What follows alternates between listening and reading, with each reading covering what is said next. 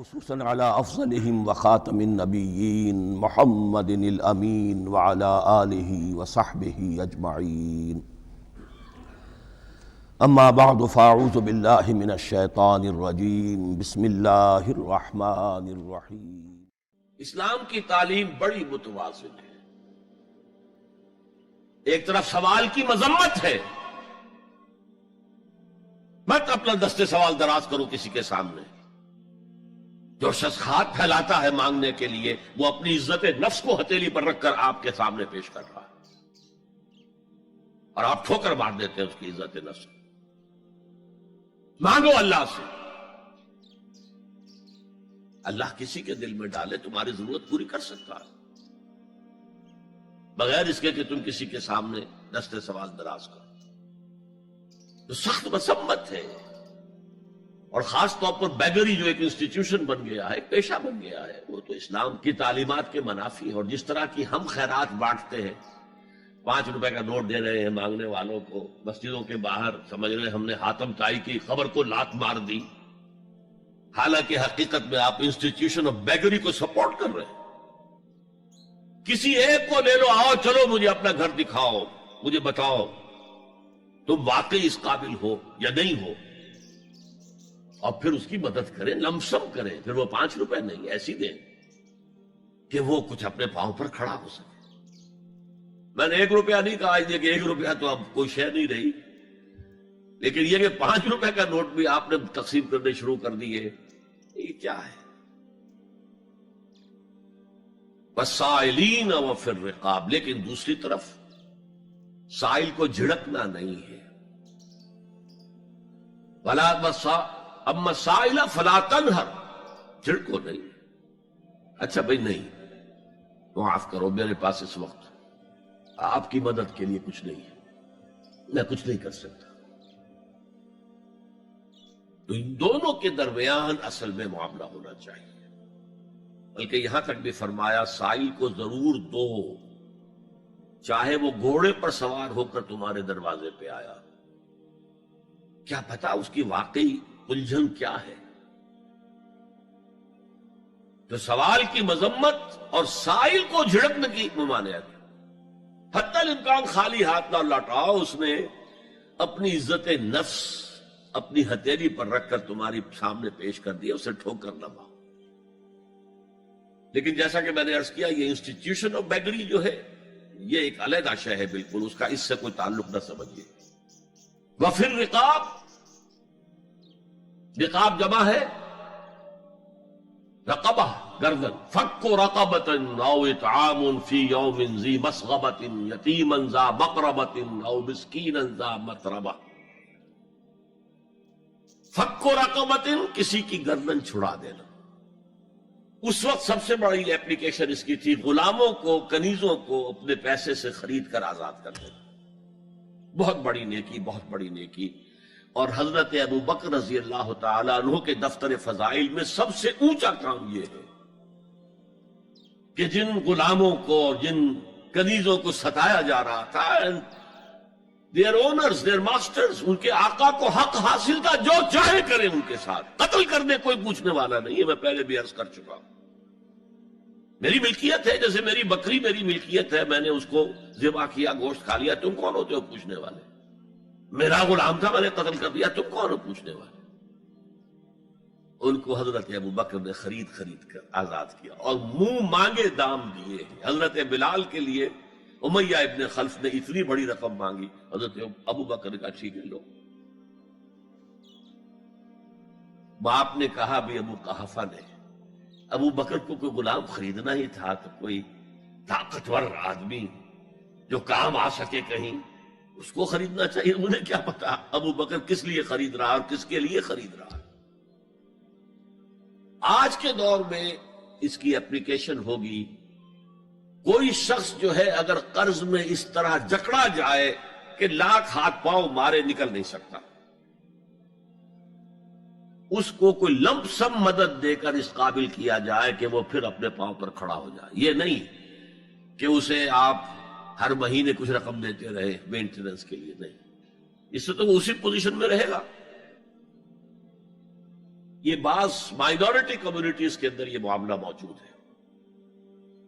کوئی بھائی اگر گر گیا ہے کاروبار میں تو اس کی پھر ایسی مدد کی جائے کہ وہ پھر آپ کی صف میں آ کر کھڑا ہو جائے. Respectable members of your community وہ اس شکل میں پہنچ جائے. یہ بھی فک و رقبۃ اس کی ذیل میں آج کل آئے گا. اب اس کے بعد آیا وَأَقَامَ الصَّلَاةَ وَآتَى الزَّكَاةَ. یہ دو کیا ہیں؟ یہ عبادات کی شکل میں دو ستون ہیں جو ان دو چیزوں کو سپورٹ کرتے ہیں جو اب تک بیان ہوئی ہیں. ایمان کو تازہ رکھنے کے لیے نماز قائم کرو. ہر نماز ایمان کی تجدید ہے. اقیم الصلاۃ لذکری، نماز قائم کرو میری یاد کے لیے. اپنا عہد اللہ کے ساتھ تازہ کرو. ایاک نعبد و ایاک نستعین، اے اللہ ہم تیری ہی بندگی کرتے ہیں اور کرتے رہیں گے، تجھ ہی سے مدد مانگتے ہیں اور مانگتے رہیں گے. اپنے اس عہد بندگی کو تازہ کرو، ایمان کو تازہ کرو. الحمدللہ رب العالمین الرحمن الرحیم. ایمان باللہ تازہ ہوا نا. مالک یوم الدین، ایمان بالآخرہ تازہ ہو گیا. یہ ہے ایمان کو قائم رکھنے کے لیے، نیکی کی اس روح کو برقرار رکھنے کے لیے اللہ تعالی کی طرف سے یہ ستون ہے. الصلاۃ عماد الدین، دین کا ستون ہے یہ نماز. اس بحث میں اس کا مقصد کیا ہے وہ میں نے بیان کر دیا. بعد میں کیوں آ رہا ہے؟ یعنی کہ اصل شے ہے ایمان، اور ایمان کو سپورٹ کرنے والا ستون ہے نماز. عملی نیکی میں اصل شے ہے ہمدردی، ہمدردی میں مال خرچ کرنا، اور اس کے لیے ستون ہے زکوٰۃ. کم سے کم یہ 2.5% تو نکالو.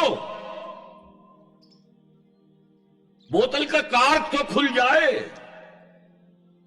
پھر اور بھی دو، اور بھی دو، اور بھی دو. یہ تو obligatory ہے، یہ تو فرض ہے، یہ تو لازم ہے. لیکن مقصد کیا ہے؟ اس کو جو سمجھ لیا بس یہی زکوٰۃ ہی ہمارے ذمے میں ہے، وہ بڑے مغالطے میں. حضور نے فرمایا صلی اللہ علیہ وسلم ان فی المال حقا سوى الزکوٰۃ. اے مسلمانوں یہ نہ سمجھنا کہ بس زکوٰۃ ادا کر دی تو تمہارے مال کا سارا حق ادا ہو گیا. ان فی المال حقا سوى الزکوٰۃ، تمہارے اموال میں حق ہے اللہ کا زکوٰۃ کے علاوہ بھی.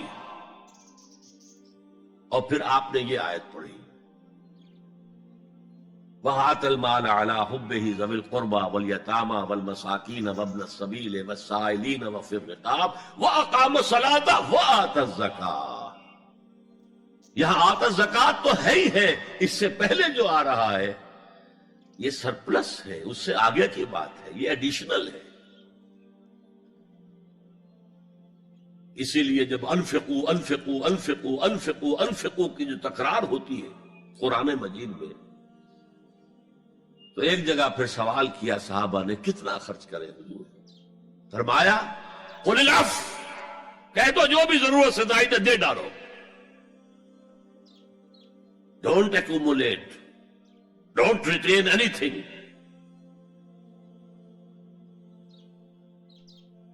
ایک بات آپ سے کہوں، آپ کچھ چونک جائیں گے.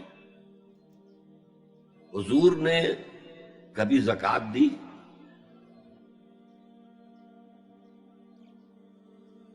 کبھی نصاب کے بقدر پیسہ آپ کے پاس جمع ہوا کہ آپ پر زکوٰۃ واجب ہوتی؟ کیسی عجیب بات ہے. ارکان دین میں سے ایک رکن سرے سے غائب. کبھی آپ نے مال رکھا ہی نہیں. حضور کا اسوہ ہم جانتے ہیں، مسواک کر لی ہے، پانچے جو ہے ٹخنے سے اوپر کر لیے ہیں، یہ اسوہ ہے. ہاں ہے، یہ بھی ہے، ٹھیک ہے، سنت ہے. اسوہ تو یہ ہے. اور صرف آپ کا نہیں، جنہیں ہم کہتے فقراء صحابہ، ابو ہریرہ، ابو ذر، سلمان فارسی، علی رضی اللہ تعالی عنہ اجمعین، یہ فقراء صحابہ میں سے تھے، کبھی کچھ نہیں رکھا اپنے پاس۔ میں نے بتایا تھا آپ کو شاید کہ حضرت علی کی جب شادی ہو رہی تھی حضرت فاطمہ سے، کوئی مکان تھا ہی نہیں، کہاں لے کے جائے؟ ایک انصاری نے ایک حجرہ دیا ہے اپنے مکان کا، اس میں حضرت فاطمہ ودا ہو کر گئی۔ He didn't have any home۔ ابو ذر وہ تو دوسری انتہا کو چلے گئے تھے۔ قانون یہی ہے، حلال سے کماؤ، اگر ایک حد سے آگے بڑھ جائے تو زکات دے دو، باقی تمہارے اختیار میں ہے، دینا چاہو دو، نہ دینا چاہو رکھو اپنے پاس۔ قانون اس سے زیادہ آپ کو پابند نہیں کرے گا۔ کبھی بھی آپ نے جبر نہیں کیا، ایمرجنسی میں بھی جبر نہیں کیا۔ ایک واقعہ آتا ہے کہ حضور کو کئی وقت کا فاقہ تھا۔ تھوڑی دیر کے بعد حضرت ابو بکر آئے، آپ نے چہرے سے پہچان لیا کہ فاقے سے۔ پھر حضرت عمر آئے، پہچان لیا کہ فاقے سے۔ شاید حضور خود اپنے لیے نہ اٹھتے نہ جاتے، اپنے دونوں ساتھیوں کو لے کر ایک انصاری کے باغ میں پہنچ گئے۔ انصاری کی عید ہو گئی، فوراً لا کر اس نے کچھ کھجوریں، کچھ انگوروں کے گوشے رکھے۔ اس کے بعد وہ دوڑا چھری لے کر کسی جانور کو ذبح کرنے کے لیے۔ یہ ساری تفسیریں میں کیا بتا رہا ہوں؟ نال یہ نہیں تھا کہ مدینے میں سبھی فاقے سے تھے، موجود تھے جن کے پاس مال تھا، لیکن جبرن آپ نے کسی سے کچھ نہیں لیا۔ جب وہ چھری لے کر چلا، فرمایا دیکھنا کسی دودھ والے جانور کو نہ ذبح کرنا۔ بہرحال کچھ دیر کے بعد وہ گوشت پکا کر لایا، روٹیاں رکھی۔ اس کے بعد حضور نے ایک روٹی پر چند بوٹیاں رکھ کر کہا یہ عائشہ کو دے آؤ، اسے بھی کئی وقت کا فاقہ ہے۔ اور پھر حضرت عمر کی طرف رخ کر کے کہا عمر یہ ہے وہ نعمتیں جس کا حساب دینا پڑے گا اللہ کے ہاں۔ فَأَمَّا بِنِعْمَةِ رَبِّكَ فَحَدِّثْ، اور یہ جو فرمایا گیا الہاکم التکاثر میں، نعمتوں کا حساب لیا جائے۔ وَلَا تُسْأَلُنَّ يَوْمَئِذٍ عَنِ النَّعِيمِ، فرمایا یہ نعمتیں ہیں۔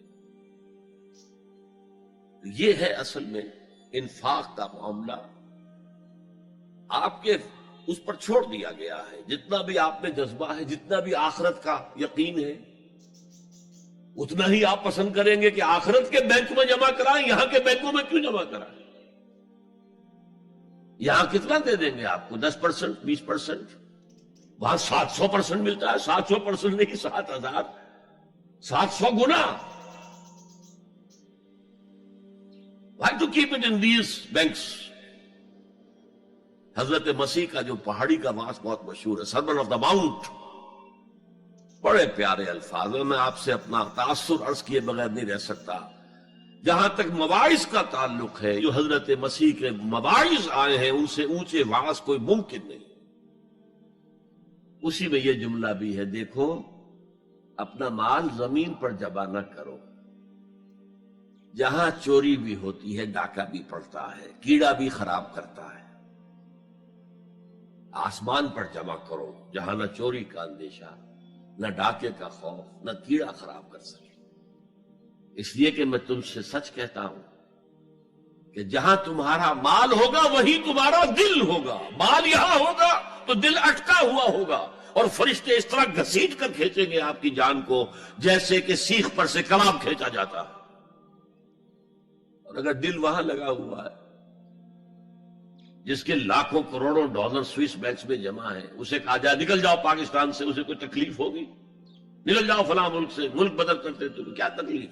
میرے بینک کے اندر پیسے ہیں۔ البتہ جس کا باہر کچھ نہ ہو، اسے اگر یہ دی جائے سزا تو اس کی تو جان پر بن جائے گی۔